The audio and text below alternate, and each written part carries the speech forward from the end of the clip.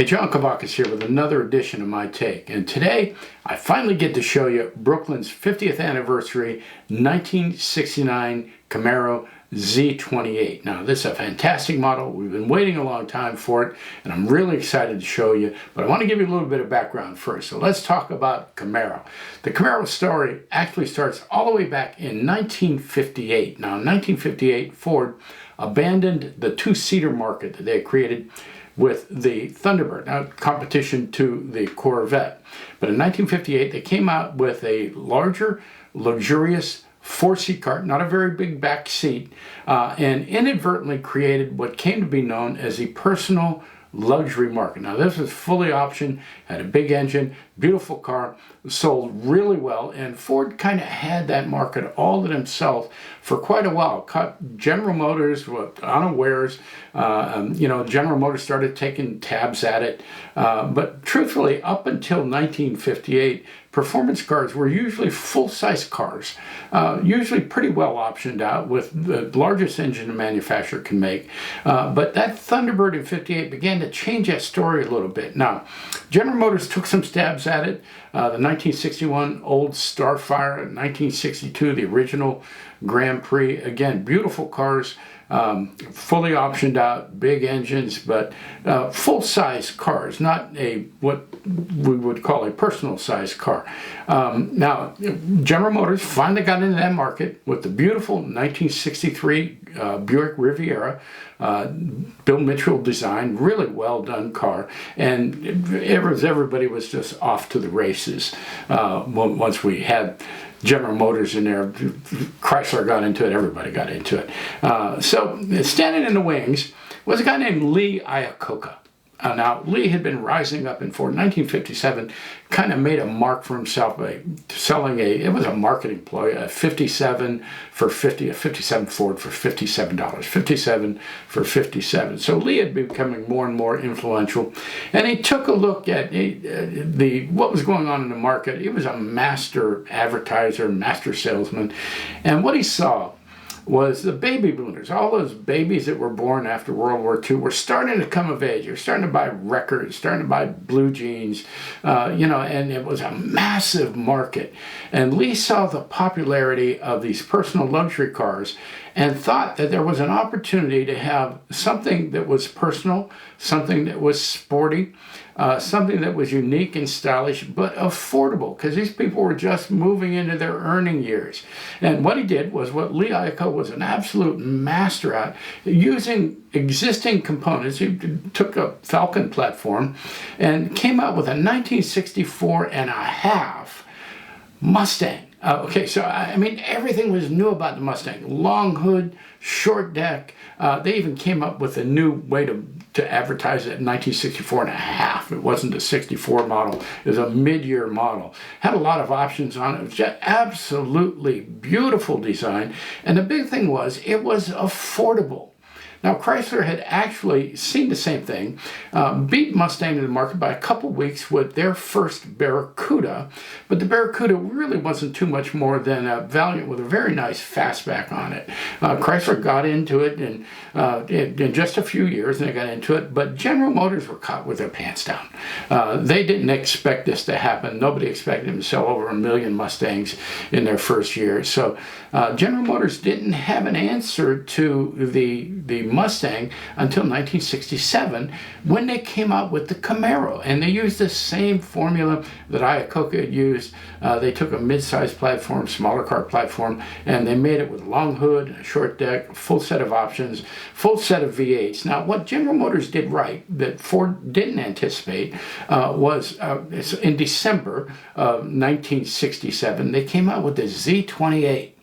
Now, this was the high-end, high-performance version, had a 302 engine, it was made for Trans Am racing, ideally suited for it, kind of went against the grain for the day because they were putting larger and larger engines into these pony cars, the all-new classification that had been created by the Mustang, and General Motors went with a smaller engine, high output, rated at 290 horsepower, grossly underrated, so a lot of people think it was a little closer to 400 400 horsepower, everything. And they had that market all to themselves until Ford came out with the Boss 302 in 1969. So in 1969, Chevy did a refresh on the Camaro. I think there were some improvements in the design. Yeah, whether or not you like it better or not, you know, that's your personal taste. But they refined, in my eyes, they refined the styling some, broadened the engine output, but they still had that Z28. Still had a lot of equipment on it. And that's the car that Brooklin has chosen as their 50th anniversary model. Now, they've offered it in 5 different colors. I'll show you pictures of each one. Here they are. The Hugger Orange, Garnet Red, Daytona Yellow, Rally Green, Le Mans Blue, and there will eventually be a 6th color. I'll tell you about that a little bit later. That'll be an NB Center collection. But they've got some really great packaging. I have pictures of all this for you. It's going to come with a color card in it. It's going to have, that color card is going to have the signatures of everybody designed on it. We'll talk about the team for just a little bit. Custom pin in it, and special 50th anniversary packaging. So I want to get these things out of the boxes and on the turntables because I think you're going to be as impressed as I have been with the models. They're absolutely spectacular. Let's take a look at them.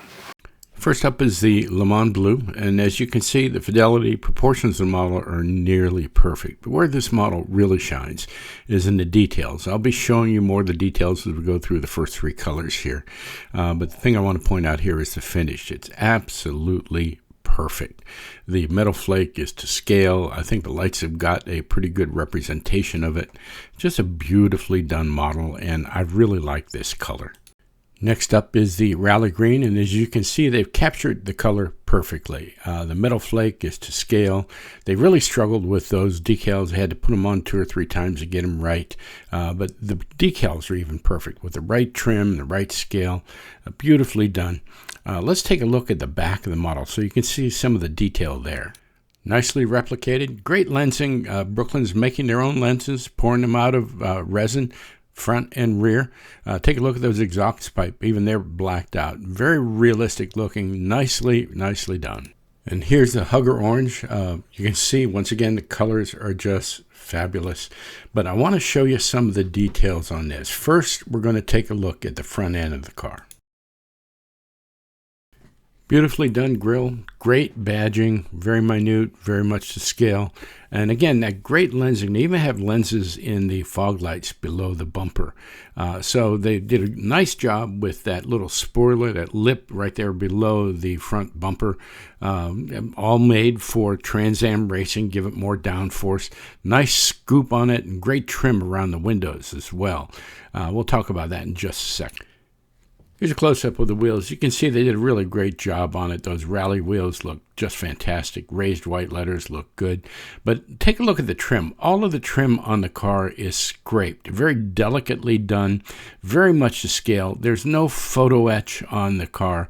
It just beautiful job. I'm going to show you the trim around the windows, which is hyper-realistic.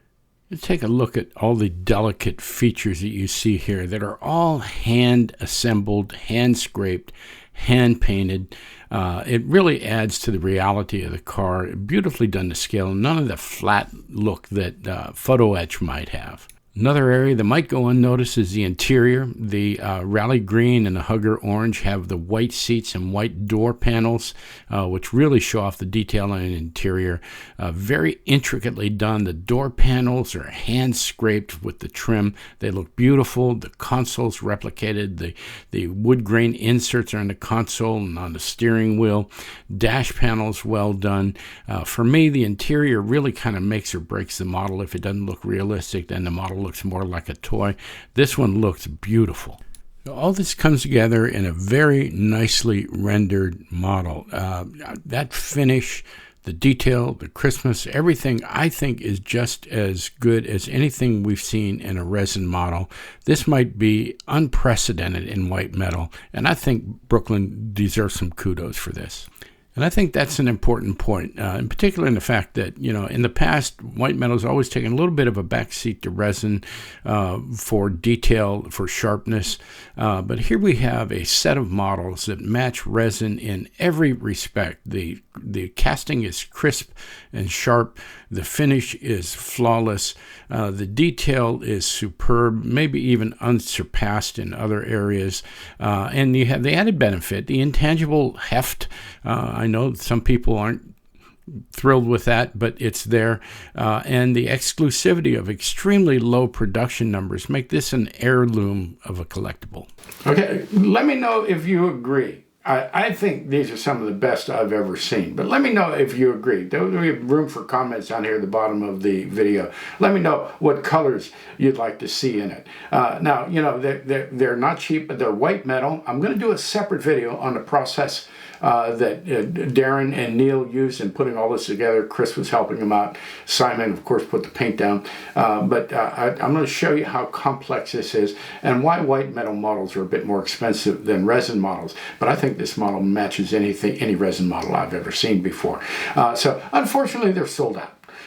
And you might be able to pick one up on a secondary market. It wouldn't be a bad idea to email Simon at Brooklin Models, Simon at brooklynmodels.com, and see if they have any left over.